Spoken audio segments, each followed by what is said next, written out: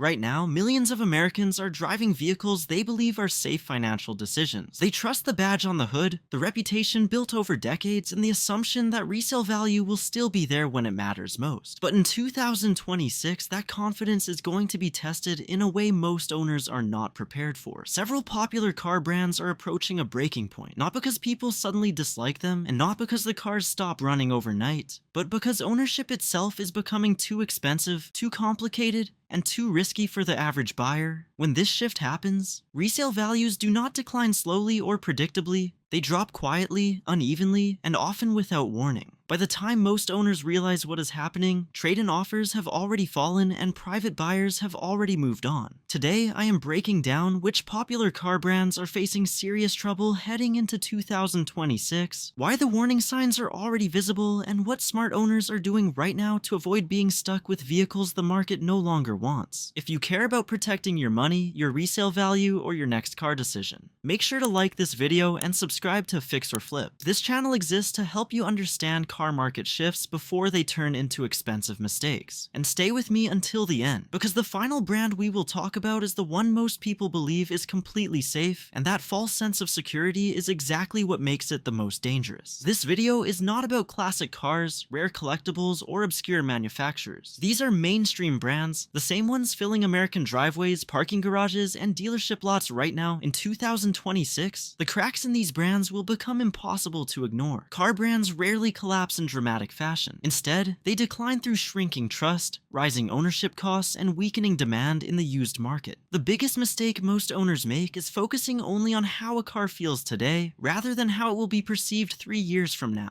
2026 matters because several major forces are converging at the same time. Regulations are increasing vehicle complexity, insurance companies are changing how they price risk, manufacturers are locking more features behind software, and buyers are becoming far more sensitive to total cost of ownership instead of just monthly payments. For more than a decade, cheap financing masked poor decisions. Higher interest rates remove that protection. When borrowing money becomes expensive, depreciation stops being theoretical and starts becoming painful. That is when weak brands are exposed. Strong brands absorb pressure and adapt.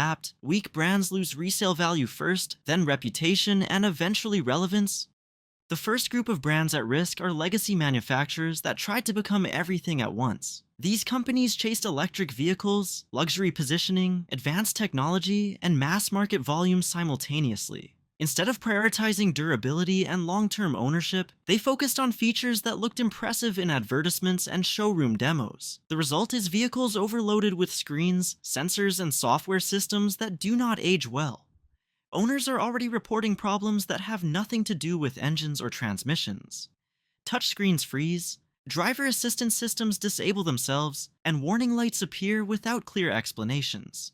These issues are difficult to diagnose, expensive to repair, and nearly impossible to explain to a used buyer. Second, owners want predictability. They want to know that when something breaks, it can be fixed quickly, affordably, and without a dealership visit. By 2026, many of these vehicles will be well outside their factory warranty coverage, and that is when resale damage accelerates. Dealers already understand this, which is why trade-in offers for certain models are becoming more conservative. When a dealer hesitates, it is not emotional, it is mathematical. Cars that sit too long cost money, and hesitation from buyers forces price reductions. Once that cycle starts, brand perception follows quickly. The second major risk group includes manufacturers pushing aggressive subscription-based features. On paper, subscriptions look profitable, but in practice, they damage long-term trust. Buyers dislike paying monthly fees for hardware that physically exists in their vehicle, and they dislike it even more when they are unsure which features might become restricted in the future. By 2026, used buyers will actively avoid vehicles with heavy software restrictions. A car that feels incomplete without subscriptions becomes undesirable very quickly. At the same time, older vehicles with permanent physical controls become more appealing by comparison. This shift reverses traditional depreciation patterns, where newer cars lose value faster than older, simpler models. Manufacturers that rely too heavily on subscriptions are trading short-term revenue for long-term brand damage. The third group facing serious risk includes brands that depend too heavily on electric vehicles. Electric vehicles themselves are not failing, but dependence creates vulnerability. Battery health remains poorly understood by most buyers, replacement costs remain high, and resale resale value depends heavily on perceived battery condition. Another group at risk includes budget brands that stopped being affordable. These manufacturers raised prices to chase higher margins but did not deliver durability to match. The result is vehicles that cost significantly more than they did 5 years ago without offering better long-term reliability. By 2026, buyers will compare these vehicles directly with proven older models, and when they do, the value equation collapses. Paying more for a newer vehicle that depreciates faster, costs more to insure, and offers no meaningful longevity advantage becomes difficult to justify. Resale value is driven by used car buyers, not new car buyers, and used buyers are cautious. They avoid complexity, uncertainty, and systems they cannot afford to maintain. Dealers and insurers respond to this behavior, and once confidence disappears, prices fall quickly. Insurance quietly accelerates this process. Modern vehicles are far more expensive to repair due to sensors, cameras, and calibration requirements. Minor accidents now generate major repair bills, and by 2026, insurance premiums will reflect these costs accurately. Brands with expensive repairs face higher premiums, which reduces demand and accelerates depreciation. This feedback loop begins slowly and then becomes sudden. Not every brand is in danger. The brands that survive prioritize reliability over novelty, limit subscription creep, design systems that age well, and respect the used market.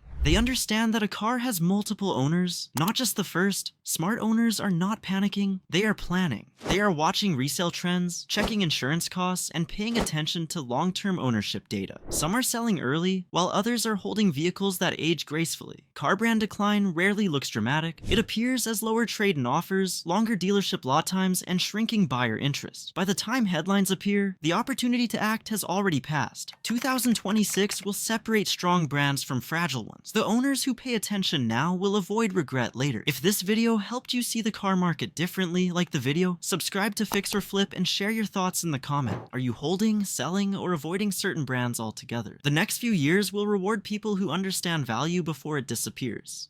What many owners do not realize is that the used car market is no longer driven by emotion or brand loyalty the way it once was. It is driven by spreadsheets, risk models, and cost projections. Buyers are calculating ownership the same way businesses calculate assets, and that change alone is reshaping which vehicles hold value and which quietly fall out of favor. In the past, a brand's reputation could carry a vehicle through minor flaws. Today, reputation must be supported by measurable long-term performance. Buyers ask different questions now. How much does this cost to insure?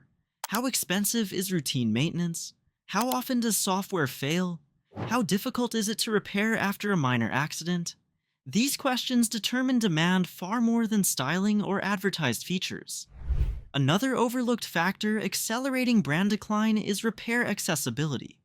As vehicles become more complex, fewer independent shops are able or willing to work on them. When owners are forced into dealership service networks, repair costs rise, wait times increase, and trust erodes. Used buyers are acutely aware of this, even if new buyers are not. By 2026, this gap will widen. Vehicles that require specialized tools, constant calibration, or proprietary software access will become less attractive with every passing year. Simpler vehicles with transparent repair paths gain value by comparison, even if they lack the latest technology. There's also a psychological shift happening among buyers. After years of rapid change, many people are fatigued by constant updates, new interfaces, and learning curves. A car is no longer viewed as a tech product. It is viewed as a tool, and tools are expected to be reliable, understandable, and predictable.